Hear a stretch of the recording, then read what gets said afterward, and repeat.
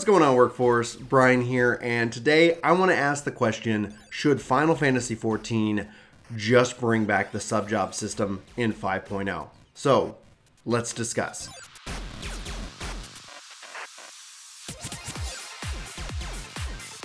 So, Final Fantasy XIV has gone through a lot of changes. We had the cross-class system, not the sub-job system. People tend to try to make that leap, and cross-class was really weak. Like, you had weapon skills that had no combo effects, so they were just there to, I guess, bait somebody into picking it because it sounded cool.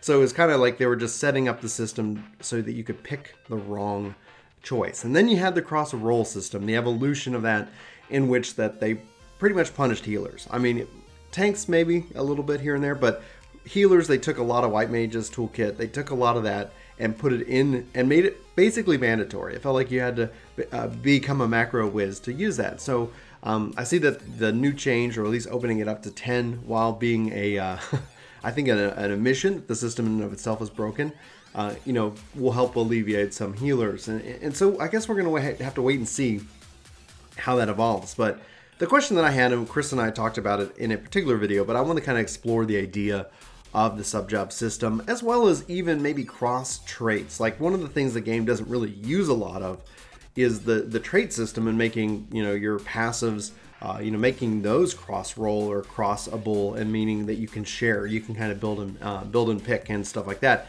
And at that point, aren't we just also getting into that sub-job system? And obviously the sub-job system, first, being that this is an online game, tends to link right to Final Fantasy XI. That's where the sub-job system was.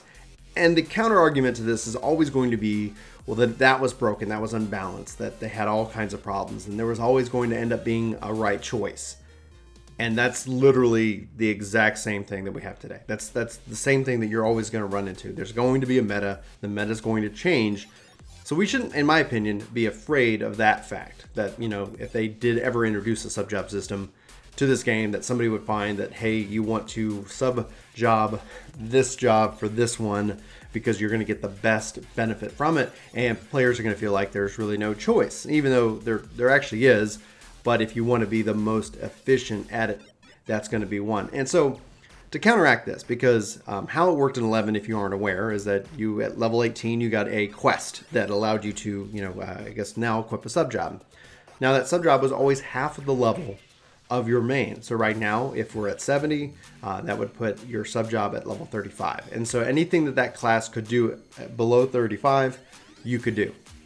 And so then you have those additional skills. And so obviously, one of the reasons why we went to the system we have now is for skill reduction, and them bringing that back is like, we're just, here's more skills. So for the most of it, any kind of efficiencies tend to be lost. But one of the downsides of that is that you actually had to go and level that job independently. And people have made the argument that any kind of sub-job system, that just re-encourages what they had in cross-class, where you had to go level Dragoon to 46 or this job to this particular level.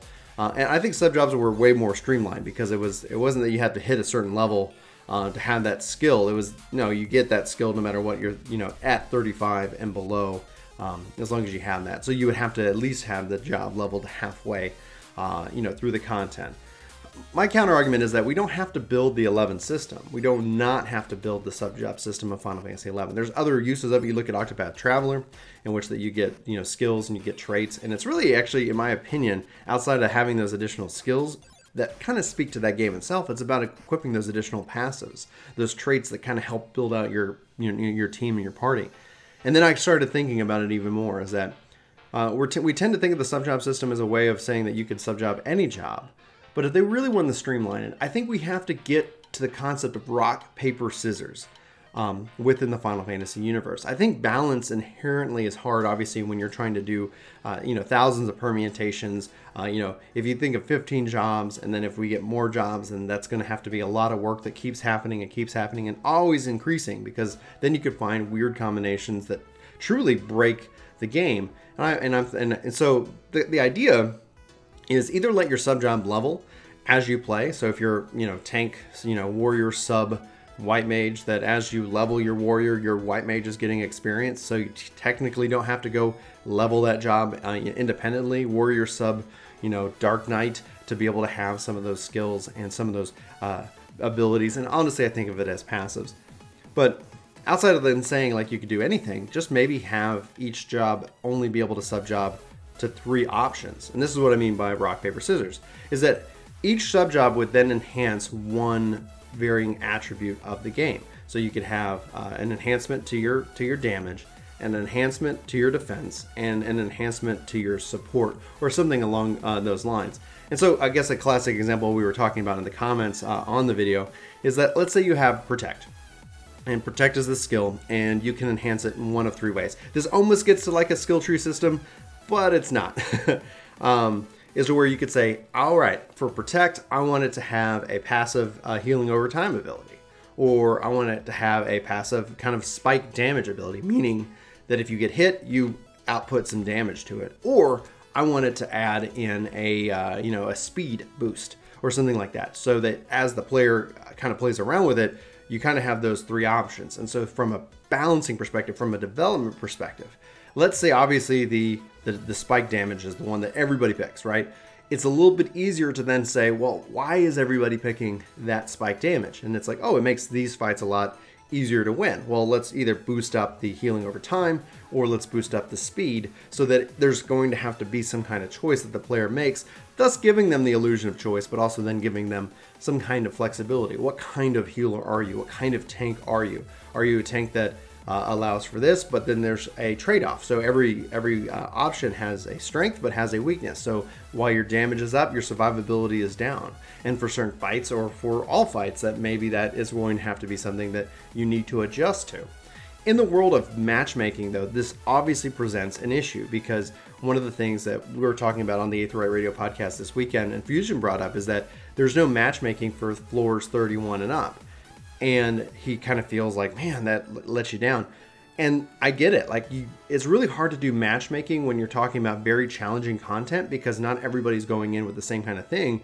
And so when all of a sudden you start having to design fights that have that, okay, well, if I'm a tank and I'm going to take the damage boost increase that's going to help me out, I need to make sure that my healer comes in and has that ability to do damage mitigation more so to offset this change. But if they don't, we're going to really struggle. And if we get matched into it, unless there's an easy way to make those adjustments, it becomes a challenge.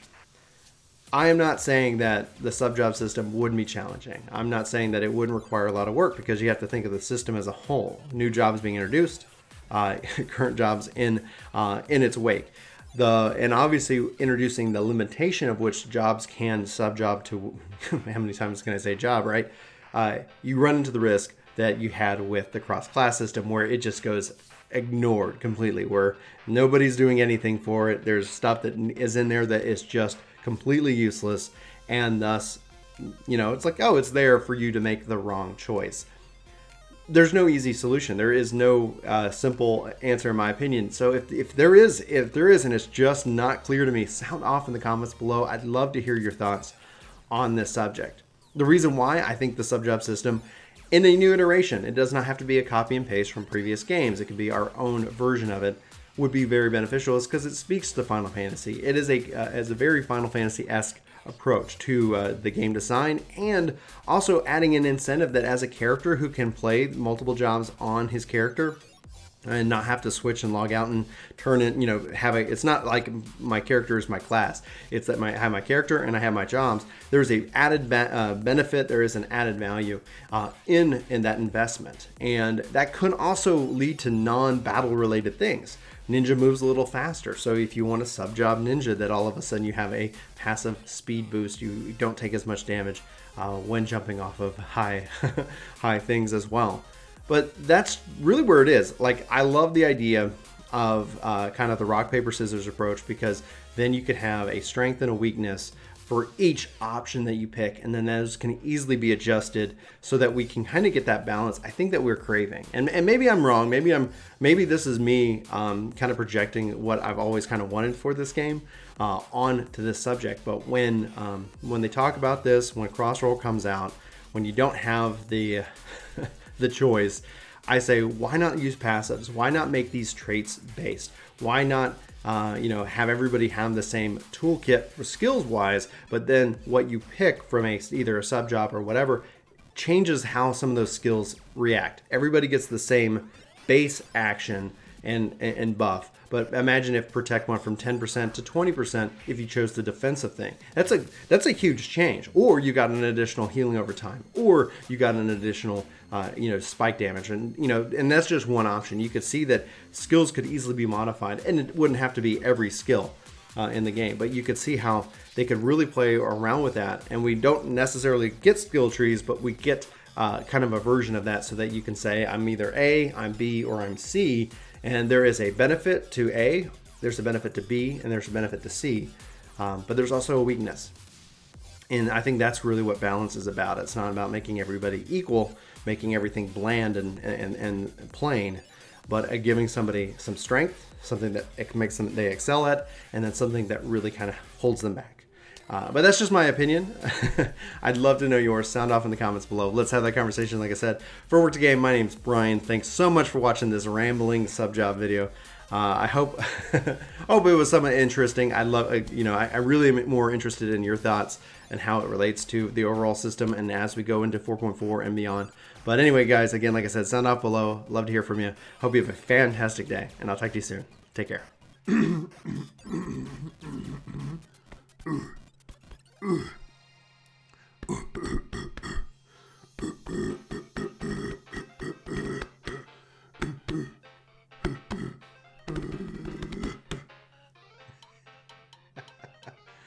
All right.